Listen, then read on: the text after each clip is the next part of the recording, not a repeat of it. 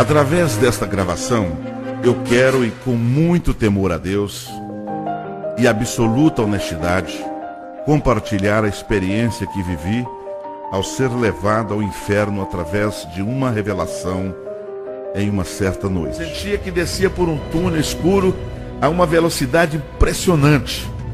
Fiquei apavorado. Eu não via nada. Era uma escuridão jamais vista. Uma porta foi aberta diante de mim e então, desesperado, eu me dirigi para ela para cruzar essa porta. Quando eu cruzei essa porta, eu fiquei pasmo. Então eu me vi caminhando dentro de uma cidade tomada pelo caos e pela escuridão. Parecia uma grande cidade que tinha sido arrasada por milhões de bombas atômicas. Mas ali tinha vida. Ali tinha vida. Mergulhada em densas trevas que dificultava a visão, era quase impossível ver além de 10 metros em qualquer direção. Mas a cidade era enorme. Eu tinha ciência disso. À medida que eu ia caminhando sem rumo, comecei a ver mais figuras estranhas que perambulavam em meio às trevas, às ruínas, às fumaças. E então eu pude ouvir ruídos que me faziam sentir frio na espinha. Eu estava consciente de que estava no inferno. Sabia disso com toda a convicção, com todas as letras. Não sabia onde ia dar tudo aquilo, mas sabia que estava lá. Esse era o lugar. Fui abordado por um bando de animais com formas tão estranhas, jamais vistas. Escorpiões com corpo de aranhas, cabeças humanas, coisas assim que você não tem ideia, imaginando racionalmente assim, se você não estiver vendo isso. E eles lançavam palavras de blasfêmias, maldições, que poderia deixar qualquer pessoa em estado de absoluto transtorno mental. E à medida que eles se agitavam e se mexiam, eu notei que os seus formatos mudavam. À medida que eles iam se movimentando, também aqueles formatos tétricos iam mudando. E as suas formas se faziam cada vez assim mais agressivas, dando-me a impressão de que iriam me atacar e que iriam me devorar a qualquer momento. Eu nunca senti tanto pavor e medo. Eu não sei nem como explicar isso. É inacreditável. Não há palavras para descrever as reações terríveis que eu sentia dentro de mim, que passavam pelo meu corpo. Eu procurei não ficar parado. Eu seguia tentando uma direção, tentando livrar-me daquele cerco macabro.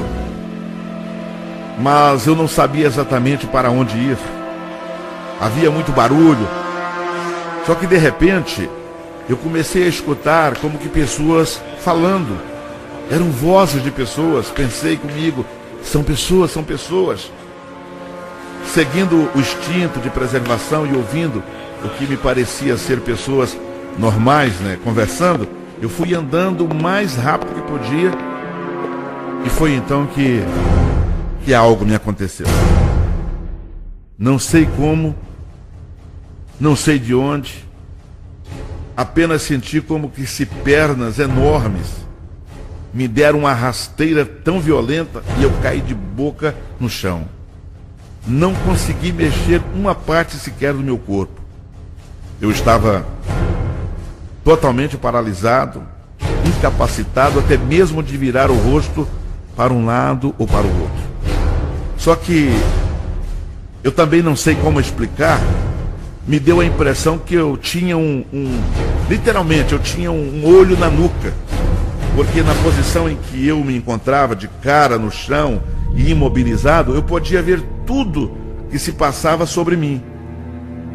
E veja bem, a minha boca estava como presa, colada no chão, mas eu via o que se passava sobre mim. Nesse momento foi que eu vi um ser que desceu de entre aquelas nuvens negras, como se estivesse voando em posição horizontal, e pairou-se exatamente a 1 metro sobre o meu corpo, de forma horizontalmente. Sua cabeça estava a 1 metro sobre a minha cabeça, e todo o seu corpo estava a 1 metro sobre o meu corpo. E uma capa negra enorme caía de ambos os lados do seu corpo e me envolvia o meu corpo. E então eu vi quando ele desceu a sua mão direita em direção à minha cabeça. E eu pude entender perfeitamente o que ele pretendia. Eu sabia que ele tensionava arrancar a pele do meu rosto com aquelas unhas enormes que pareciam de puro aço. A fisionomia era uma mistura de homem, cachorro e cobra. Você olhava a fisionomia desse ser, você não sabia se era uma pessoa, um cachorro ou uma cobra, porque eram os 3 em 1. É impressionante, não tem como às vezes entender assim falando. Tinham presas assim enormes, aquelas presas super afiadas. E quando me dei conta do que ele pretendia fazer, eu tentei gritar pedindo ajuda a Deus, a Jesus, mas a minha língua estava travada. Parecia ser maior do que a minha própria boca, e eu não podia pronunciar uma palavra sequer. A minha língua parecia de borracha e estava tão inchada que a impressão que eu tinha é que a minha língua ia arrebentar a minha própria boca. Sem condições de falar, eu comecei a clamar na minha mente. Mas não era um clamar qualquer. Era desespero, era desesperador. Meu corpo estremecia à medida que eu, na minha mente, ia clamando, na minha alma, no meu ser. E então, depois de um longo tempo e de uma aflição enorme, eu vi aquela figura do inferno ser puxada assim para cima, como se estivesse sendo sugada por um aspirador. A violência com que foi arrancado de sobre o meu corpo é só vendo mesmo para entender. Aí o meu corpo foi solto, pude mexer-me novamente, mas mesmo assim eu me sentia desfalecido, cansado, muito abatido. E ao levantar, então voltei a ouvir aquelas vozes e comecei novamente a caminhar no que eu acreditava ser a direção certa, ou melhor, a única, opção. Agora, eu quero que você preste muita atenção. Eu disse que eu tinha certeza que eu estava no inferno, mas eu tinha muito mais que essa certeza. Eu sabia que estava no inferno e que não tinha como sair dali. Essa era a maior aflição que eu sentia. Saber que não podia sair daquele lugar.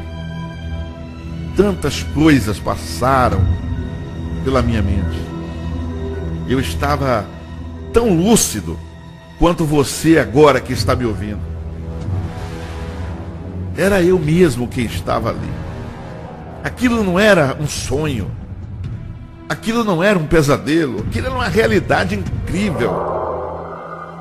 Eu estava acordado ali dentro daquele mundo tenebroso, pleno em minhas faculdades mentais. Eu sentia medo, eu sentia pavor, eu ouvia tudo, eu via tudo. Eu podia analisar coisa por coisa. Eu tinha plena consciência de que somente Jesus poderia mudar aquele meu destino. Eu sabia disso. Eu não pensei em esposa, ali não pensei em filhos. Eu não pensei em nada desse mundo. Eu estava ali, aquele era o meu mundo. Era a vida que eu estava vivendo nesse momento. Mas a consciência de um Deus que poderia ser a única possibilidade de sair daquilo ali, era muito nítida, era muito clara. Eu sabia, tinha certeza que só Jesus poderia me tirar daquele lugar.